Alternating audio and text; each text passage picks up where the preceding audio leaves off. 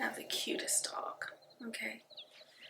Books is the cutest golden doodle in the world. So, it's been 2 weeks since my last video, I think. I didn't want another day to go by without sharing. I am back from London, and I thought that I would just chit chat in this video and then do some unboxings, show you some of the things I got in London in a second video. I don't want this channel to turn into an unboxing channel, even though I like unboxing videos. I know they can be very tempting, and I don't want every video I do to be an unboxing of something, but I do want to share some of the things. If you're new here, I'm Krista, and I'm an artist, entrepreneur, and lover of paper, stationery, all the things really. And here I just share bits of my life, bits of the things that I'm working on, things that are bringing me joy. And yeah, I am still trying to hone in on the types of things that I share, but in this first year of taking YouTube very seriously and sharing consistently, I'm just sharing all the things that are going on in my world that I'm excited about. And lately it's been all about my fountain pen collection and stationery, which I do have some neat things to show you. And also about money, because I'm on this financial independence journey to be financially independent in 7 years or less. Currently in year 2. It's challenging. I don't know how this is gonna, well, I know how it's gonna end.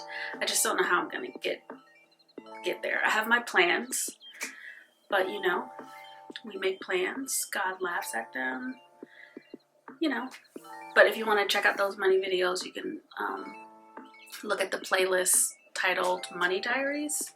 That's where I share a lot of the money updates. And I will be doing a FIRE, Financial Independence Retire Early, FIRE update soon, because I do want to do those periodically.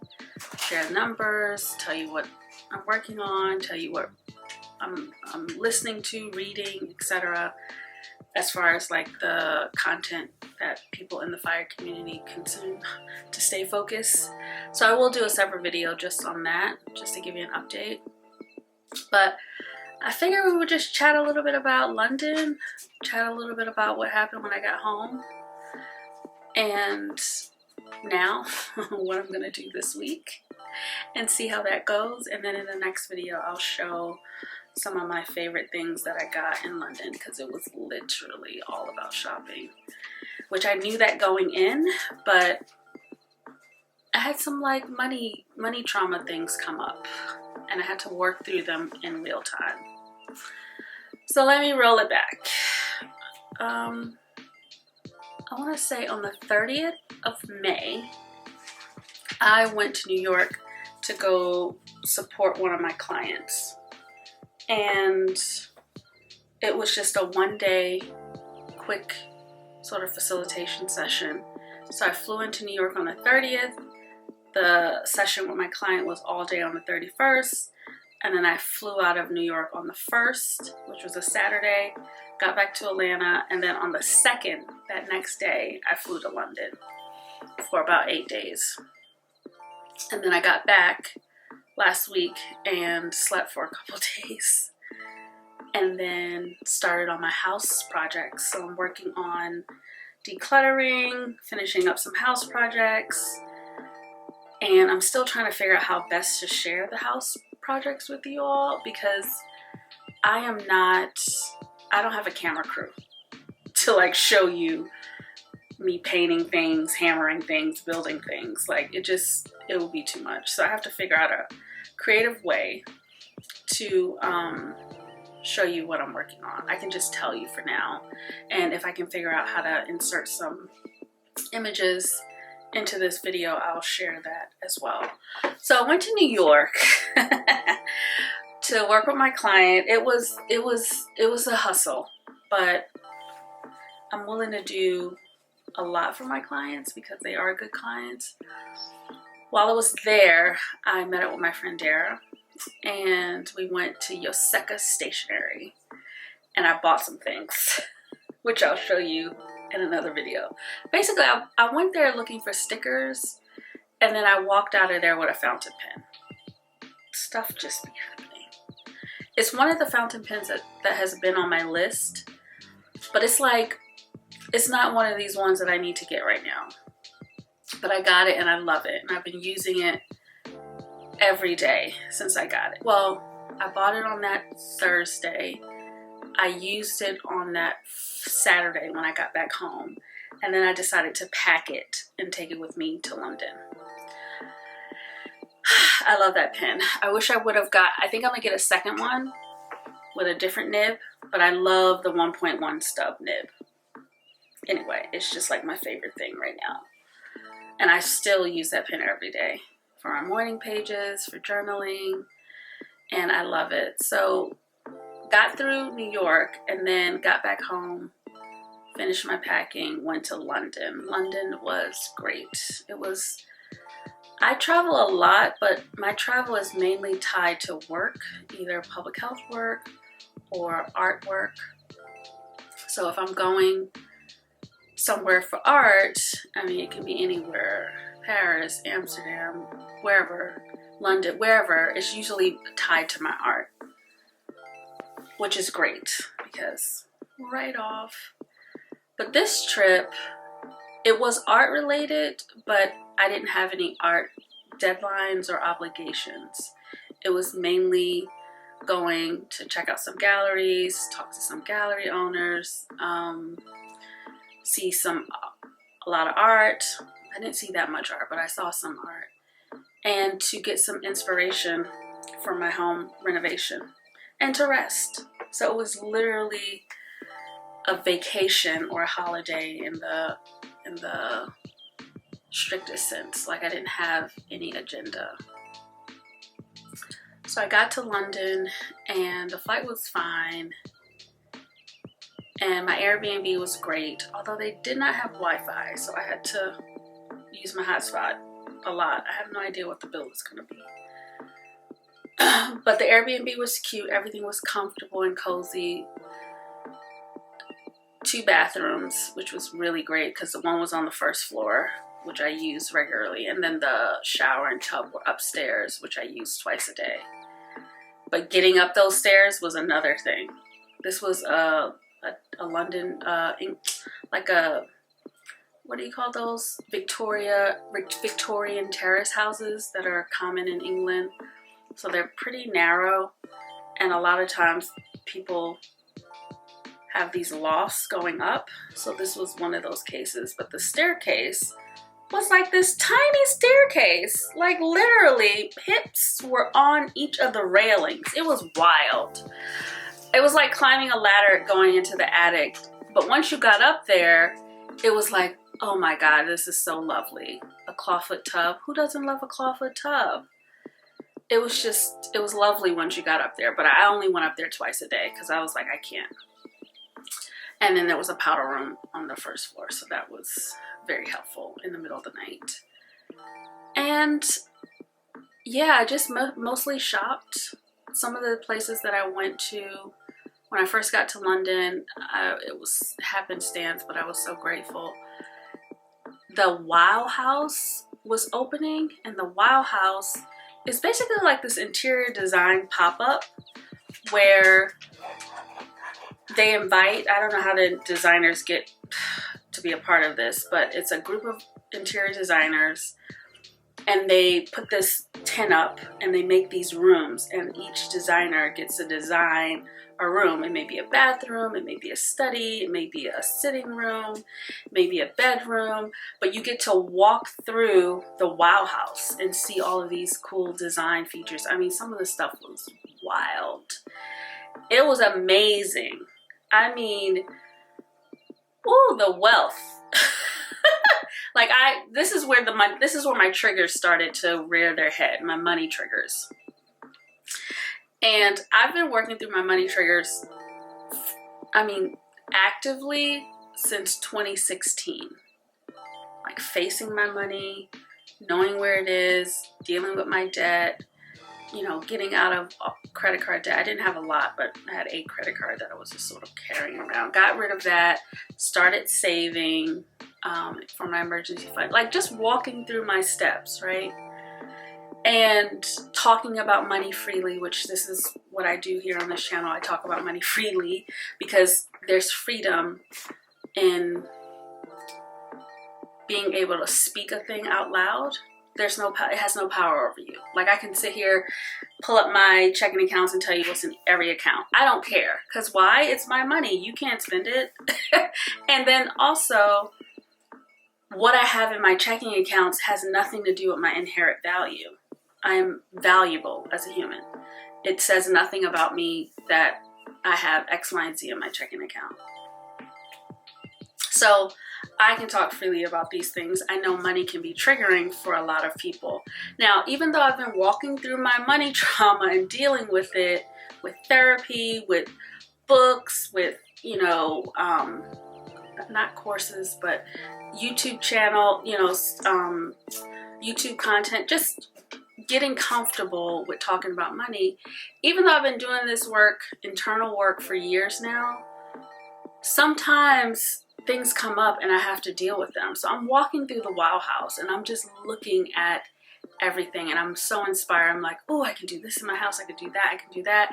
And the Wow House was inside of this, it looked like a mall, but it was basically a design center. So all of the big interior design houses were inside this mall. It was shaped like a mall. It had several floors. You know, it had like a courtyard in the middle where you can go like enjoy the sun, and a restaurant, but then you go up and there's stores, shops on each of the levels, and they're design houses. So things like Morris & Co. or Colfax and Fowler, or who else was in there that I went in there? Bunch of these, you know, big British interior design houses where you can go buy fabric and wallpaper and all the things that you need to make a really wealthy home. That's all I can say. It was just, I was so amazed. I mean, and I sat in the Wow House for quite a while because I just was like, how are people affording this? People live in homes that have this gorgeous stone and marble and these wall coverings that, I mean, the price of a meter of fabric to cover your wall, I'm talking about not even two, like $300 US and up for a meter. You need a lot of meters to cover your walls. Fabric, like 1 meter, $400, $500. One lampshade, $800. I went into Robert Kimes and I fell in love with everything because it's beautiful. Lampshade, $800. That's the lampshade. That is not the base of the lamp. It's not the lamp. It's just the lampshade. 800 American US dollars for one. You need a lot of lamps in your home. So I was dealing with all of that because I went to London thinking, oh, I'm gonna buy me a few dresses, I'm gonna buy some things from my home, I'm gonna get some pillows, I'm gonna bring back things to continue decorating my home. That was my expectation. When I looked at the prices, and I knew it was gonna be like, I was clear that I was gonna spend money, so I'm thinking like, oh yeah, I'll buy some pillow. Thank you, Alexa. I'm such a hater. I gotta take that alarm off, that reminder off, because the trash cans don't need to go out tonight. Anyway, I was expecting, you know, to buy pillow covers for the cushions for my couch. I'm thinking like, yeah, I want nice things, so I'm willing to spend $100, $150 on one pillow cushion. I was prepared to do that, which is crazy when you think about pillow cushions. But I knew that I was going to these fashion houses, and I was like, okay, I'll be prepared. I was not prepared for the $300 pillow cushion. So yeah, that didn't happen, and I was so disappointed. I walked around, I was on, what was that, Pimlico Road, just walking sad, like, oh my God, I'm not gonna spend $300 on a pillow cushion. But I came here to get things for my home. So I had to quickly reframe what was happening, because I was starting to feel like, I mean, I came prepared to spend thousands of dollars. Why can't I afford anything? This is crazy. Or why am I not willing to buy this? Because again, it's not about the price. You get to decide what you're willing to spend your money on. That's not the issue. Some people, I know some of you watching and like, Krista, why would you even consider spending $150 on a pillow cushion? That's because I've reconciled that in my mind. I want nice things in my home. I'm okay with spending $150 on a pillow cushion, but I'm not okay with spending $300 on a pillow cushion. You see, there are levels. There's certain things that I'm comfortable with, that I've worked through. There are other things that I am still working through. So I walked around pretty sad about everything. And then I had to stop myself in the moment and just say, you're in London. There's inspiration all around. And there are multiple ways to bring back some of this inspiration to your home. You just got to be open to it. It may not be pillow cushions. It may be something else. And when I walked out of Robert Kimes on Pimlico Road, that's when I was just like, I don't even want to talk to the shopkeepers, because I can't buy anything in here. And I walked out like, well, I'm glad I went in, because I could have also not gone in. And I quickly said to myself, no, you didn't come to London not to go into these stores. You're going into the stores, you're going to look at everything, you're going to take photos, take video, you're going to get your inspiration, you're going to bring it back home. You get to be in these spaces. So that was the first thing I had to do. It was like, no, you get to be in these spaces, whether you're going to buy something or not. So I just had to get comfortable with being uncomfortable. Walked out of Robert Kimes, and I was like, Lord, I really want some pillows. Like, I'm even willing to like get some fabric and make my own pillows, but just show me where. So right next door, I look in a window, and I was gonna walk by. I saw some pillows in there, but I was like, I bet you these pillows are like $900. But I decided to go into this little shop, and the lady was so welcoming. And I have her card. I have to like, I can't remember her name. Her name may come to me. But she was so kind, and her pillows were beautiful. And I want one for my bedroom. And this is like a big long one. And it was handmade. It was so beautifully stitched. And they use all of these vintage fabrics, and it was $300. I still want one. But this is not like a small cushion. This is one of those long ones. And again, it's handmade and it's beautiful. And again, I feel like if you buy something that you love, you will hold on to it for years and years and years. It's going to bring you joy. This is not about, for me, running to Target and buying pillows every season. I'm trying to buy things that I can live with for years, and that will bring me joy.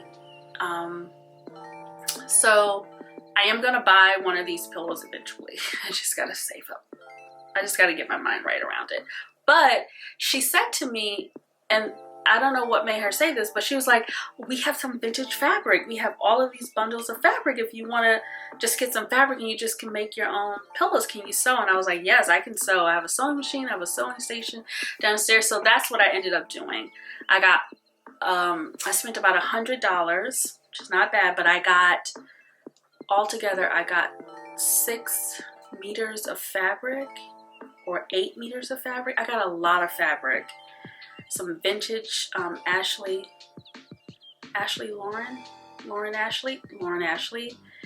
and this other ticking. But it was beautiful, and the colors go with every color in my house. So once I make these pillows, they can be anywhere in the house. And I have enough to make at least 6 pillows. So $100 worth of fabric, I can make at least 6 pillows and cover a bench, whatever. I was so grateful. I was like, okay, all right, this whole reframing in the moment and quickly allowed me to open my mind to other possibilities of what I could have in my home or bring back from London. There is a fly in my home. Jesus, oh my God. The doggy door is broken, so when we open the door, when I open the door, a fly or a mosquito can get in. I gotta get a new screen. Anyway, we'll get to the home project shortly. But yeah, I had to reframe, and after I had that moment, and this was like day 3 of me being there, maybe, yeah, day 3. Oh no, it was the next day, because I went to the Wild House the next day. Yeah, it was day 3, and then I went to the Rock. And after I reframed, everything just got lighter, and there was so much opportunity and possibility around me. And it was less about what can I bring home physically, and more about me linking up to the feeling that I want to have in my home. So it's not about the $300 pillow. It's like, well, what are you trying to make, Krista? And I'm like, I want a house that feels like lived in and comfy. I love English interiors, right? There's just like patterns and color, and like things feel so cozy, and like you can just crawl up on the couch and be comfortable. I love that. And I just kept holding on to that feeling. In fact, every night when I went home, I would watch a video from, I have this subscription to this online platform called Create Academy. They are not sponsoring this, just sharing. But I got a subscription during their Black Friday sale last year. And I get to watch all of these videos of these British people, cooks and gardeners and upholsterers and interior designers, and they're just sharing. And I love it because that kind of aesthetic appeals to me. So I just latched onto the feeling of the thing that I wanted. And I got rid of this idea of like, oh, I'm going to come home with all these fabulous things for my home. And it was more like, you just want to create a home, Krista, that feels loved, lived in, comfortable, reflects your personality and all the things that you love. And that's what you want. So I started focusing on that, and then things just started coming to me, like the fabric and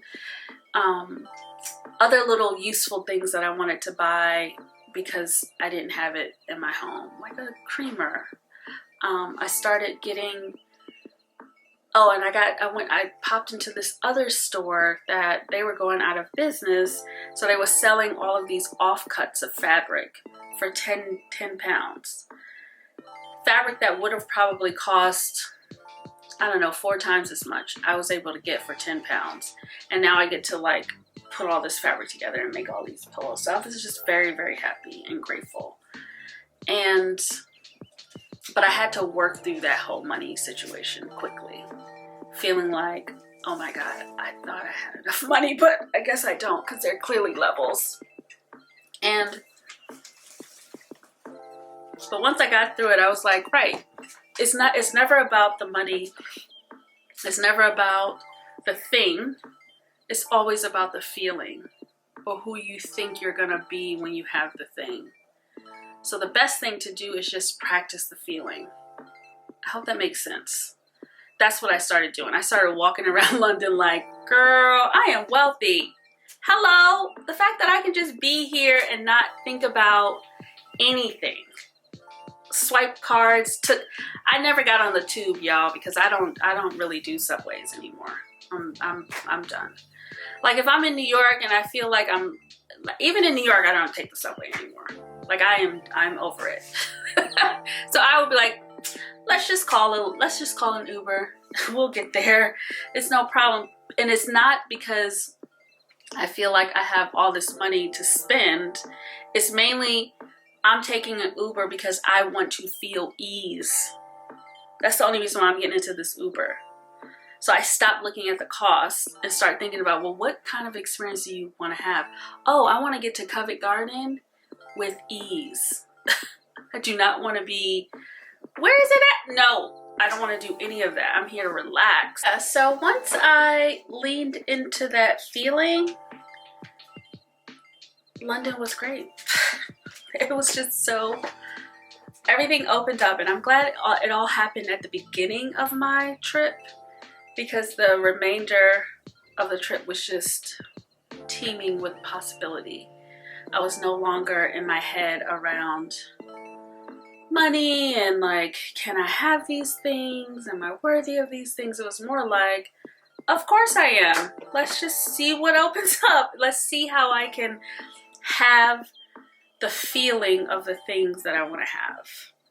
Because I'm starting to care less and less and less about the things and more about the feeling. I think that's the secret. So after that, London was great. My artist friend Sharon, I went to go see her show, which was beautiful and brilliant. And she got me on the list for the Tate Modern for an opening of Zanele Muholi's work. If you don't know that artist, go check them out. And that was beautiful because it felt like, ooh, you know, the Tate Modern is closed at 7. I think I got there around 7:30. And just to be in the space with all of these creative people, these artists, these curators, gallerists, etc., to be able to connect with people that I hadn't seen in several years. And so that was great. And yeah, London was great. Oh, and the last thing that I wanted to bring back home with me, I stayed in an Airbnb, which I don't usually stay in Airbnbs. I love a good boutique hotel, good 5-star situation.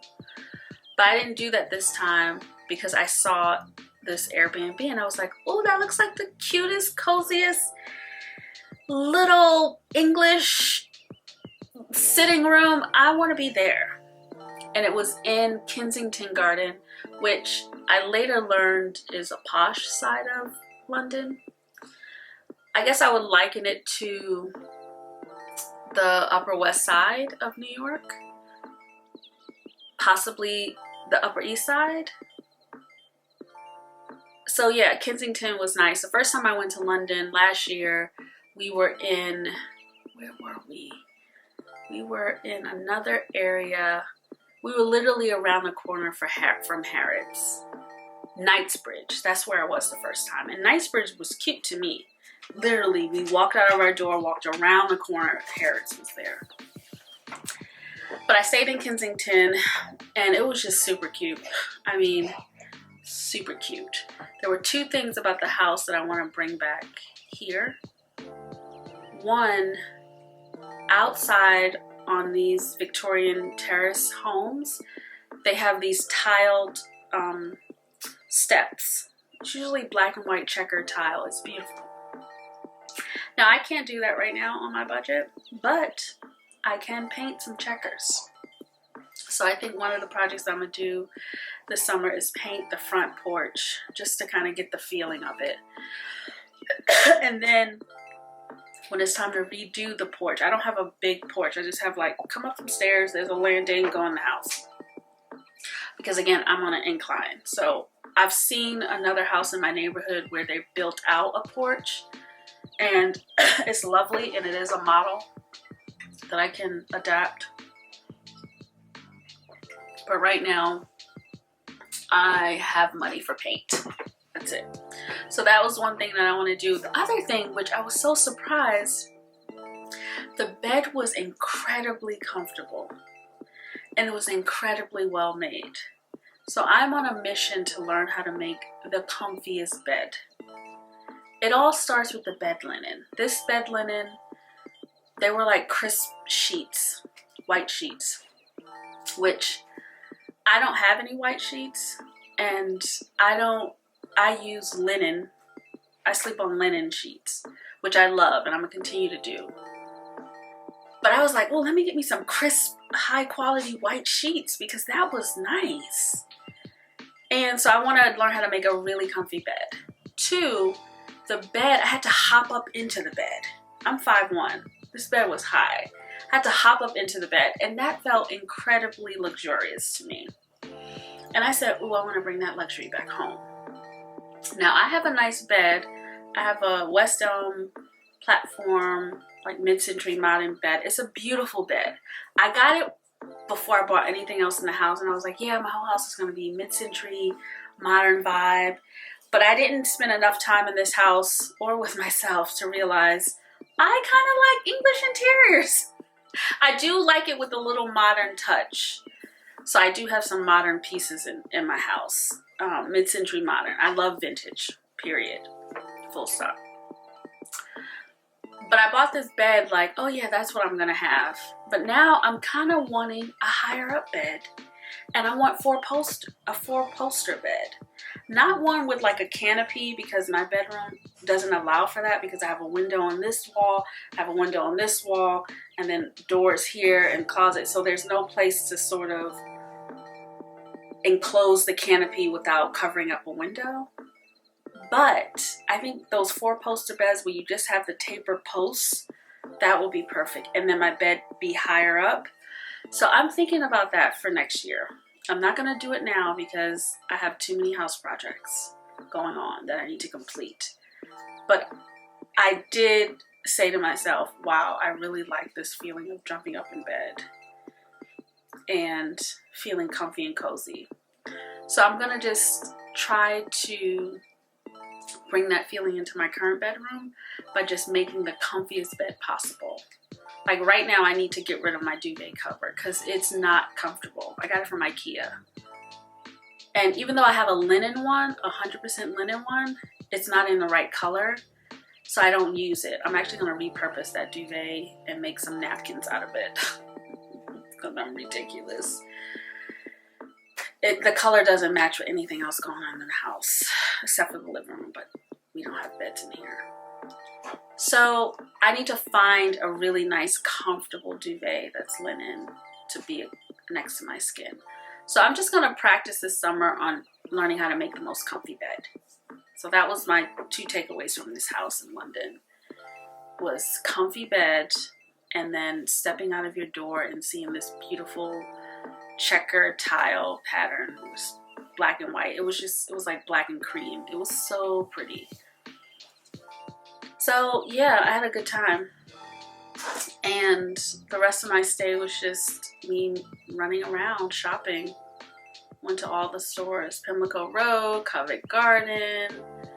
The only store that I had a hard time finding, which is wild because I felt like I kept passing it in the Ubers going somewhere else, was John Lewis, which I regret not trying harder. But I went to a location and I just couldn't find it. It looked like they were doing construction. Anyway, I didn't go to John Lewis, but I went to a lot of other stores, a lot of stationery stores, all the ones on my list, and it was lovely. So I had a great time in London. And I'll show you some unboxings of the stationery. And I haven't figured out how to show you my house projects. I just don't know if I have it in me to like be a camera crew. So I may just, like I said earlier in the video, I may just put some stills in or, snippets so you can see. Right now I'm working on the guest room office, which when I first moved in, I set up a guest room. It was beautiful and comfortable, but I had guests once a year maybe, and it just felt like I was wasting the space. And then my office was in the sunroom, which when I'm stressed out working on a project with my clients, things become a mess and I can't shut it out. Like it's an eyesore in front of me. My desk is like a wreck even now, but it's in the middle of the floor in the sunroom. So I want to put my office in the guest room because then I have a door. I can close the door at the end of the day and then just enjoy the rest of my home. So I'm working on that. this week. I went to Lowe's and Home Depot today to get some trim. I have to finish trimming out the Murphy bed that my uncles and I built, and a TaskRabbit helped in the 9th inning. And then I have to like trim it out, paint it, and then figure out what I'm gonna do with the space on each side of the Murphy bed, because I don't think I want to do full-on built-ins like these behind me. I don't know if I want to do that. I think I want to do unfitted. So a dresser, a bench, hang some art on the wall, and like leave it at that. So we'll see what happens, but that's the project that I'm working on this week. And my garden. I'm trying to salvage my wreck of a backyard. The landscaping in my home is terrible. But I didn't know any better when I bought the house. I didn't realize landscaping is really important. And it costs tens of thousands of dollars. So you want to buy something that is manageable for your budget. And I didn't do that. So it will be my yard, my front yard, my backyard, my side yard is like a 10-year project. Because I can't. Like, it will literally cost $40,000 at least to get it into a nice situation. And I'm not talking about putting in pools and pergolas. I'm talking about just building the retaining walls, landscaping it properly so that it's nice. But anyway, I'm working on my little garden bed area this week and the sunroom. So I'll see if I can share some stills of that so that you can, you know, see what I'm working on. And I think that's it for my updates. Hopefully this video wasn't that long. And I'm glad you watched till the end. And the next one, I'll share some of the things I brought back from London and try to do it in a way that isn't gonna encourage you to go buy stuff, because I don't want you to do that. I mean, you can do whatever you want with your money, but I don't want to be that person who's like, buy this, buy that, buy that. I just want to share what I got with my money. And I gotta go tomorrow, and like, I haven't reconciled all of my budgets. I have paid my Amex bill, or most of it.